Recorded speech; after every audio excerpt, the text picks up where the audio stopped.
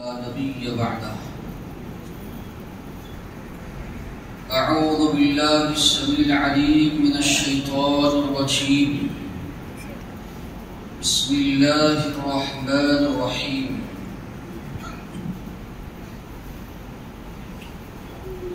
وإذا مس الإنسان الضر دعانا لجنبه أو قاعدا أو قائما فلما كشفنا عنه ضره مر كأن لم يدعنا إلى ضر مسه كذلك زين للمسرفين ما كانوا يعملون. ہر قسم کی حمد و ثنا اللہ ہی کے لیے لائق و زیبا ہے. درود اور سلامتی نازل ہو آخری رسول محمد رسول اللہ صلی اللہ علیہ وسلم. اللہ تعالی نے فرمایا جب انسان کو کوئی تکلیف پہنچتی ہے ہم سے دعائیں مانگتا ہے. لجنبہ لیٹے ہوئے او قاعدا بیٹھے ہوئے او قائما کھڑے ہوئے.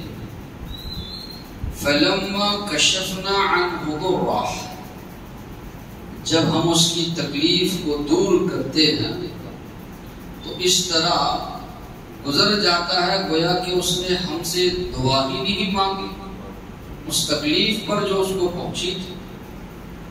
اسی طرح حد سے آگے بڑھنے والوں کے لیے ان کے اعمال مزین کر کے بتائے گئے یا مزین کیے گئے.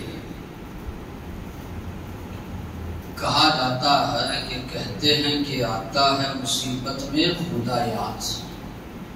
انسان پر مصیبت پریشانی تکلیف آتی ہے تو روتا ہے گڑ گڑاتا ہے اللہ سے دعائیں مانگتا ہے توبہ کرتا ہے استغفار کرتا ہے صدقہ و خیرات کرتا ہے دوسروں کو درخواست کرتا ہے کہ میرے حق میں دعا کرو.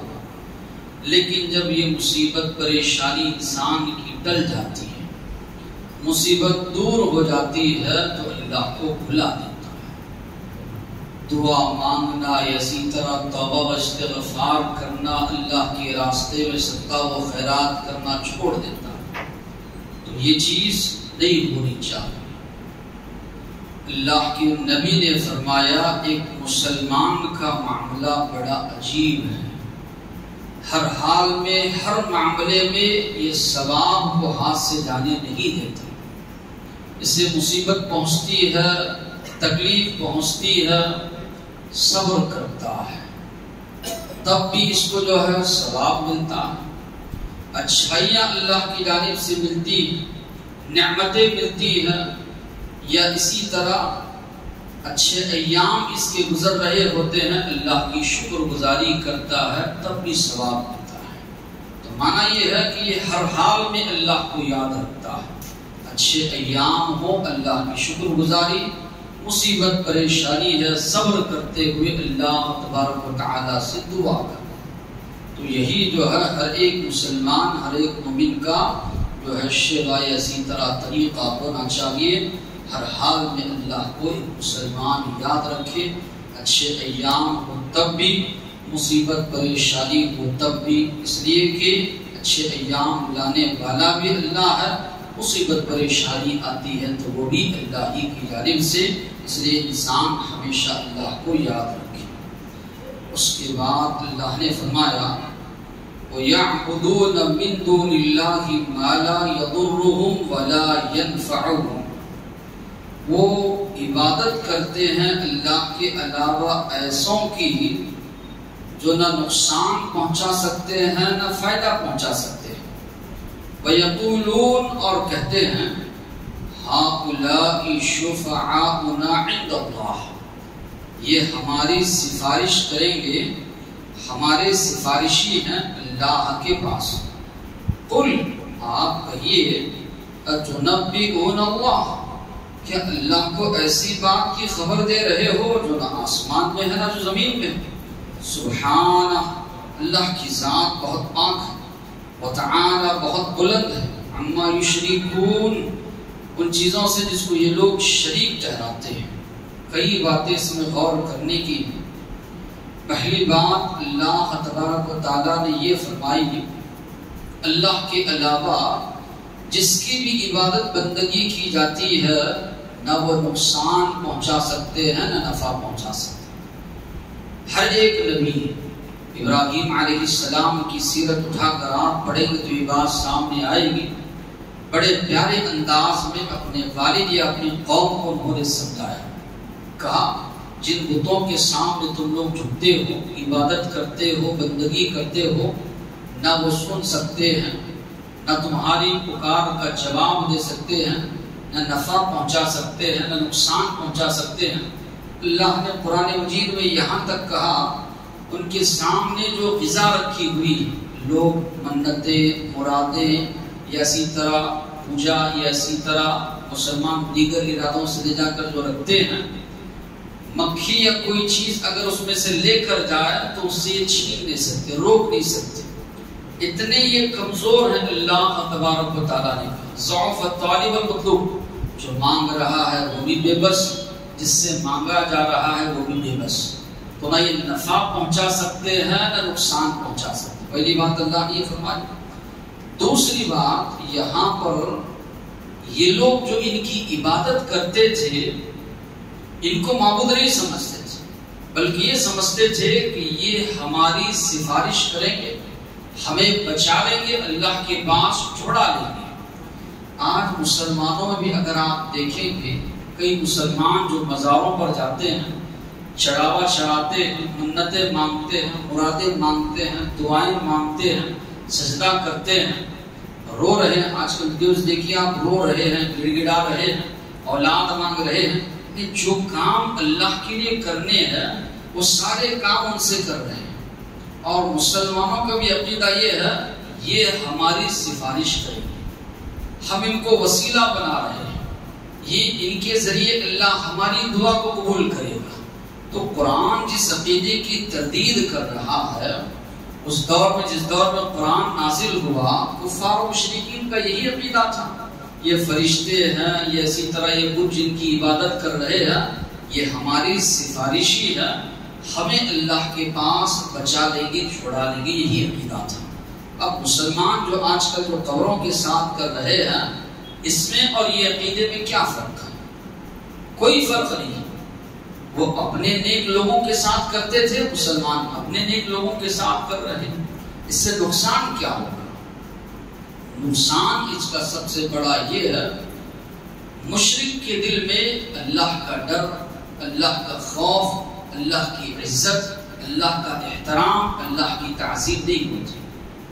اس لیے کہ جو انسان جس کے بارے میں عقیدہ رکھتا ہے کہ فلاں مجھے بچا لے گا، فلاں مجھے چھڑا لے گا، انسان رات دن اسی کو جو ہے راضی کرنے میں لگ جاتا ہے، اسی کی عبادت کرنا، اسی کو خوش کرنا، اسی کے لیے جو منت تو دوسروں کو بھی دیکھیے آپ، جن کے بارے میں یہ عقیدہ ہے کہ یہ جو ہے ہمیں بچائے گا یا نفع نقصان پہنچائے گا، اسی کی انسان پوجا کرنے لگ جاتا ہے، عبادت کرنے لگ جاتا ہے۔ اسی طرح مسلمانوں کو آپ دیکھیں گے، قبروں پر مزاروں پر جا رہے ہیں، چڑھاوا چڑھا رہے ہیں، منتیں مانگ رہے ہیں، ساری چیزیں کر رہے ہیں، نماز نہیں پڑھیں گے۔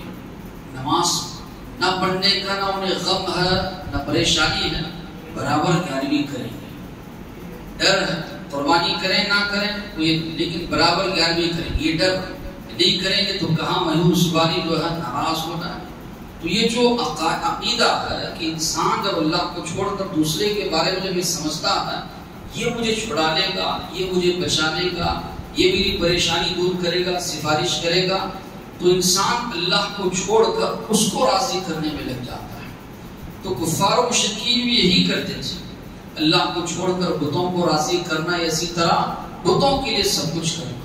تو جب بھی توحید میں لوگوں کے بگاڑ آیا ہے، اللہ کو چھوڑ کر دوسروں کو لوگوں نے معبود یا سفارشی بنایا ہے، ان کی عبادت میں، ان کو خوش کرنے میں یا ان کی پرستش میں لوگ جو ہے لگ گئے۔ تو آج بھی یہی کچھ ہو رہا ہے۔ تو انسان کے دل سے اللہ کا ڈر، خوف نکل جاتا ہے، اللہ کی تعظیم نکل جاتی ہے. اس لیے اللہ نے کہا وَمَا قَدَرُ اللَّهَ حَقَّ قَدْرِهِ، جیسے اللہ کی قدر کرنی چاہیے تھی ویسے ان لوگوں نے قدر نہیں کی. اللہ تبارک و تعالیٰ نے سورہ اخلاص میں مختصر انداز میں فرمایا قل، آپ کہیے وہ اللہ احد، وہ اللہ ایک، اللہ الصمد، اللہ بے نیاز، لم یلد ولم یولد، نہ اس کی اولاد ہے نہ اس کے ماں باپ، ولم یکن له کفوا احد، اس کا کوئی ہمسر، ہمبلہ، ساجی، شریک کوئی نہیں. اللہ نے کہا مانگنا ہے اللہ سے. اللہ نے کہا نحن اقرب الیہ من حبل الورید، تمہاری شہرت سے زیادہ ہم قریب ہیں. اللہ تمہاری دلوں کی دھڑکنوں کو سنتا ہے، دلوں کے راز کو جانتا ہے. کسی کی جو ہے واسطے وسیلے کی یا سفارشی بنانے کی ضرورت نہیں ہے. اللہ سے ڈائریکٹ انسان کو مانگ سکتا ہے. شیطان جو کہ سب سے بڑا ظالم ہے، سب سے بڑا نافرمان ہے اللہ کا، اس نے اللہ سے مانگا تو اللہ نے اس کی دعا قبول کی. کسی کا واسطہ وسیلہ اس نے نہیں لیا. ربی انظرنی الی یوم یبعثون، قیامت تک کہ اللہ مجھے مہلت دے. اللہ نے مہلت دی، اس کو سنی، اس کی برابر وہ لگا ہوا ہے قیامت تک ابن آدم کو بہکانے کے لیے. تو یہاں پر جو اللہ نے فرمایا وَيَعْبُدُونَ مِن دُونِ اللَّهِ، اللہ کے علاوہ ایسوں کی عبادت کرتے ہیں مَا لَا يَضُرُّهُمْ، جو نہ نقصان پہنچا سکتے ہیں، وَلَا يَنفَعُهُمْ، نہ فائدہ پہنچا سکتے ہیں. وَيَقُولُونَ هَؤُلَاءِ شُفَعَاؤُنَا عِندَ اللَّهِ، یہ لوگ کہتے ہیں کہ یہ ہمارے سفارشی ہیں اللہ کے پاس. اس کے آگے آپ پڑھیں گے اللہ نے فرمایا قل، اے محمد صلی اللہ علیہ وسلم آپ کہیے اتنبئون اللہ، کیا اللہ کو ایسی بات کی خبر دیتے ہو جو نہیں جانتا؟ آسمان اور زمین میں کوئی ایسی بات ہے جو اللہ نہیں جانتا؟ ایسی کوئی بات نہیں جو اللہ کے علم سے چھپی ہوئی ہو یا پوشیدہ ہو. اللہ ہر چیز کو جانتا ہے. اللہ تعالیٰ سوال کر رہا ہے یہ کہاں سے لے کر آئے؟ یہ چیز تو نہیں، اللہ نے نہ اس کا حکم دیا نہ انبیاء کو بھیجا. یہ کہاں کی خبر دے رہے ہو کہ اللہ کی سفارشی ہے یا فلاں کو سفارشی بنا رہے ہیں، فلاں کی عبادت کر رہے ہیں؟ تو مقصد یہ ہے، اللہ نے فرمایا نہ آسمان میں کوئی ایسی بات ہے نہ زمین میں کوئی ایسی بات ہے. ان لوگوں نے اپنی جانب سے جو ہے گھڑ لیا ہے. آخر میں اللہ نے کہا سبحانہ، سبحان کے معنی ہے ہر قسم کے عیب، نقص، عیوب سے پاک، کوئی اس کا شریک نہیں. یہ دونوں چیزیں اس کے اندر شامل. اللہ کی ذات کوئی عیب نقص نہیں، دوسری چیز کوئی اس کا شریک یا ساجی نہیں ہے. تعالی بلند ہے عما یشرکون، اس چیز سے جو کہ لوگ جو ہے شریک جو ہے ٹھہرا رہے ہیں. بہرحال اللہ تبارک و تعالیٰ نے جتنے بھی انبیاء و رسول کو بھیجا اسی لیے بھیجا کہ ایک اللہ کی عبادت اور بندگی اس کائنات میں کی جائے، دعا کی جائے، مانگا جائے، سجدہ کیا جائے، عبادت کی جائے. تو اسی ایک جو ہے اللہ تبارک و تعالیٰ نے. پھر اس کے بعد اللہ تبارک و تعالیٰ نے دنیاوی زندگی کی مثال اللہ تبارک و تعالیٰ نے بیان فرمائی. اللہ تبارک و تعالیٰ نے فرمایا انما مثل الحیات الدنیا، یقیناً دنیاوی زندگی کی مثال ایسے ہے کماء انزلناہ من السماء، اس پانی کی طرح جو آسمان سے برستا ہے. فاختلط به نبات الارض، وہ پانی زمین کے پودوں سے مل جاتا ہے. مما یأکل الناس، وہ پودے جس سے پھل وغیرہ اگتے ہیں جو انسان کھاتے ہیں، لوگ کھاتے ہیں. والانعام، گھاس وغیرہ چوپائے جانور کھاتے ہیں. یہاں تک کہ جب زمین پوری طرح لہلہانے لگتی ہے، خوشنما نظر آنے لگتی ہے، تو لوگ سمجھتے ہیں کہ ہم اس کے کاٹنے پر قدرت رکھتے ہیں.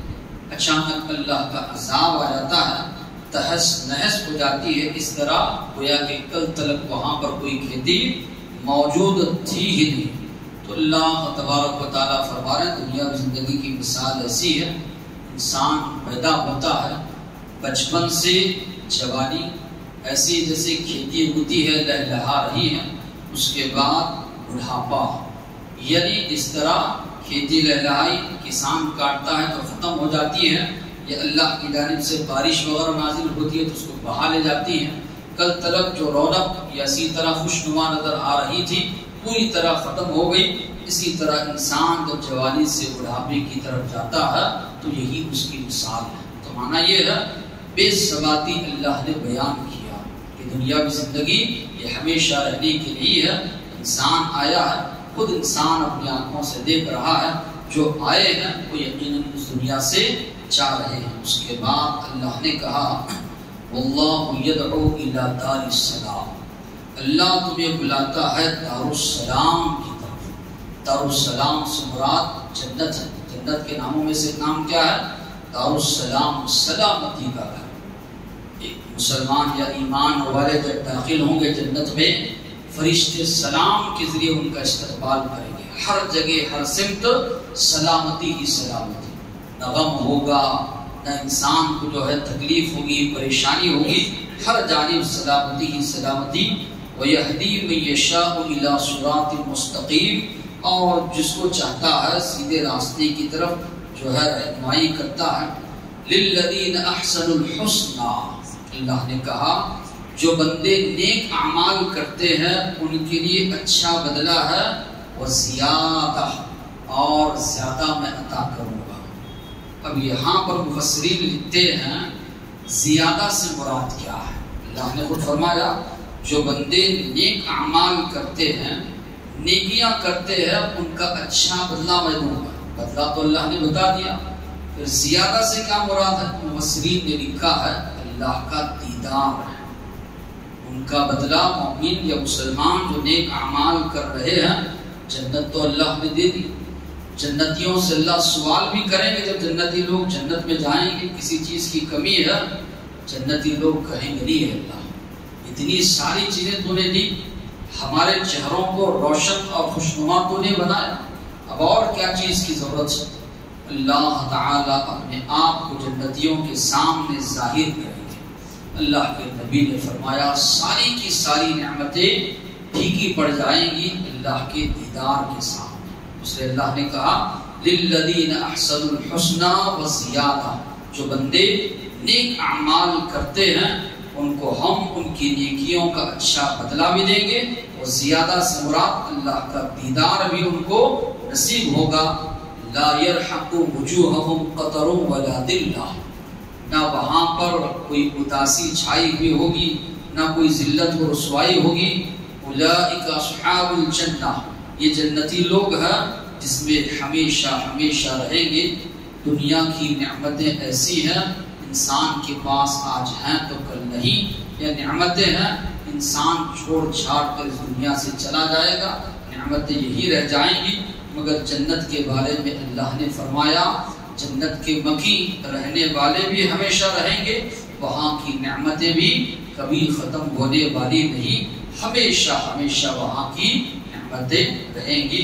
اور انسان دنیاوی زندگی میں کوئی نعمت، نیا مکان وغیرہ بناتا ہے، کچھ دنوں کے بعد اس سے اگتا جاتا ہے، لیکن جنت کے بارے میں اللہ نے فرمایا لا یبغون عنہا حولا، جنتی لوگ کبھی نہیں چاہیں گے کہ وہاں سے ان کو بدلا جائے یا وہاں سے ان کو ہٹایا جائے۔ جنتی لوگ ہمیشہ یہی چاہیں گے کہ ہمیشہ ہمیں یہی رکھا جائے۔